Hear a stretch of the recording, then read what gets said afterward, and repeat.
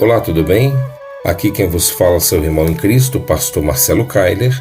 Gostaria de deixar uma palavra de Deus ao seu coração. O tema da nossa meditação é o que fazer quando tudo conspira contra você.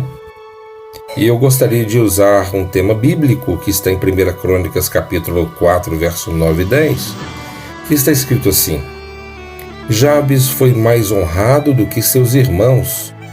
Sua mãe lhe dera o nome de Jabes, dizendo, porque com dores o dei à luz.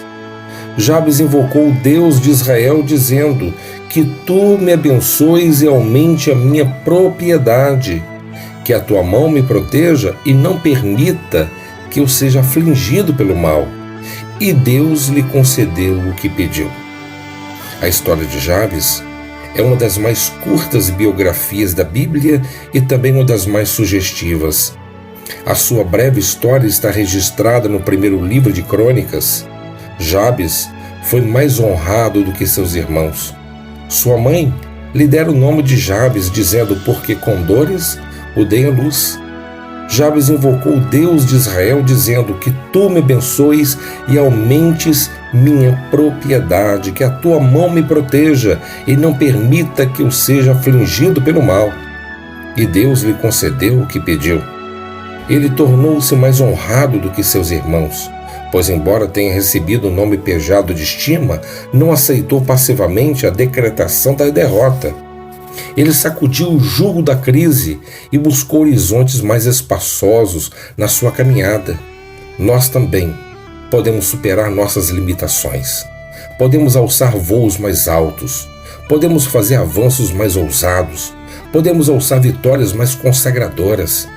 É tempo de nos desvencilharmos das dificuldades do passado, subirmos nos ombros dos gigantes e olharmos para a vida com a visão do farol alto. O que Jabes fez que o tornou mais nobre do que seus irmãos? Em primeiro lugar, eu vejo que ele rogou a bênção de Deus. 1 Crônicas capítulo 4:10 fala sobre isso. Jabes, ele invocou o Deus de Israel, o Deus vivo, e não um ídolo morto. Ele foi à fonte certa, com o pedido certo e com a motivação certa. Seu clamor é profundo, que a tua mão me abençoes. Somente pelo meio da bênção de Deus, podemos sair dos desertos esbraseantes para os prados cheios de verdor. Somente por meio da bênção de Deus podemos curar os traumas do nosso passado para vivermos uma vida livre, abundante e feliz. A bênção de Deus enriquece e com ela não existe desgosto. O nosso Deus é aquele que já nos tem abençoado com toda sorte de bênçãos em Cristo Jesus nas regiões celestes. O nome de Jabes trazia uma carga pesada, mas em vez de curvar-se, conformando com seu destino de sofrer, ele toma a decisão de pedir a bênção de Deus. Ele reage, não se conforma. Ele não entrega os pontos, não joga a toalha, não aceita passivamente a determinação do fracasso. Jabes não entra pelos atalhos do misticismo. Ele não entra pelos corredores sinuosos da autoconfiança. Ele sabe que a questão não é autoajuda, mas a ajuda do alto. Ele não busca resposta dentro de si, mas junto ao trono da graça de Deus. Em segundo lugar, eu vejo que ele pediu a Deus que aumentasse a sua propriedade. Jabes não era um homem acomodado. Ele olhava para frente e queria conquistar mais terreno, alargar o espaço da sua tenda, ampliar seus horizontes e conquistar novas fronteiras.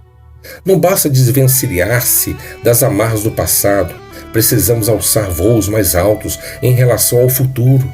Jabes queria mais espaço, influência, trabalho, frutos e conquistas. Seu coração palpitava por vitórias mais expressivas, alvos mais arrojados, sonhos mais altaneiros.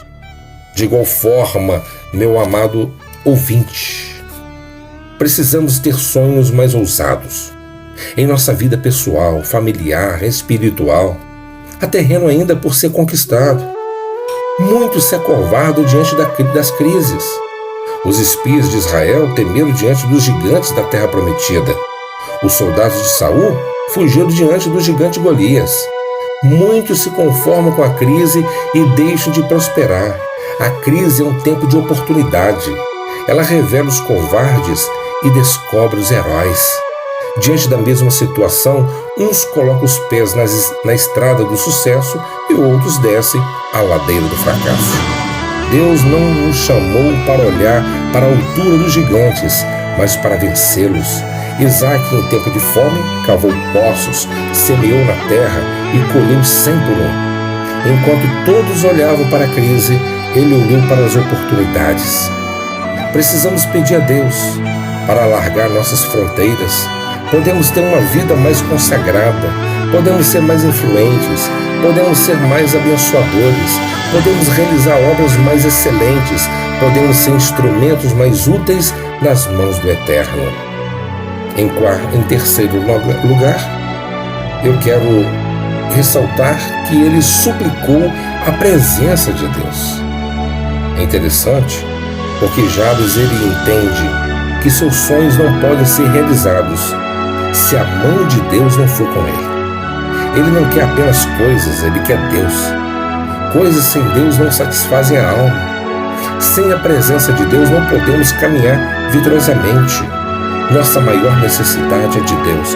Nossa jornada jamais poderá ser bem-sucedida se a mão de Deus não for conosco. Foi a presença de Deus que sustentou, protegeu e guiou o povo de Israel pelo deserto durante 40 anos. É a presença de Deus que inunda a igreja de ânimo, força, na sua caminhada pelos vales e outeiros da história. Temos a promessa de Jesus. Eu estou convosco todos os dias até o fim dos tempos. Mateus 28:20. Jabes orou: que a tua mão me proteja. Jabes, ele agiu corretamente. Então, meus amados, nós precisamos de entender que jamais poderemos superar as dificuldades, vencer obstáculos, derrubar gigantes, vencer os inimigos de fora, os temores de dentro, se a mão de Deus não for conosco. A força para alçarmos a vitória não está em nós, está em Deus. A mão que nos eleva a uma posição de influência não é o braço da carne, mas a destra do Onipotente. Em quarto e último lugar, ele clamou pela proteção de Deus.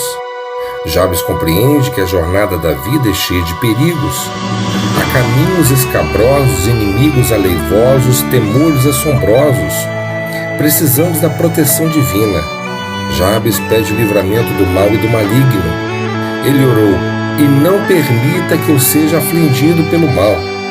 Jabes compreende que somente Deus pode nos livrar dos laços e armadilhas do maligno. Jabes, ele sabe que não pode vencer sem a proteção do Altíssimo. Por isso ele clama e roga pelo livramento não apenas do maligno, mas também da aflição decorrente de sua investida. Não temos força nem armas suficiente em nós mesmos para entrarmos nessa batalha, mas com a força do Eterno e revestidos de sua armadura podemos sim triunfar. O texto de 1 Crônicas 4:10 termina dizendo: e Deus lhe concedeu o que pediu. Deus responde às nossas orações. Ele muda a nossa sorte. Ele transforma choro em alegria, vales em mananciais. O cerco do inimigo em porta da esperança. Faça o que Jabes fez. Clame também ao Senhor e você verá que um novo tempo poderá raiar também em sua vida. Que Deus o abençoe abundantemente em nome do Senhor Jesus.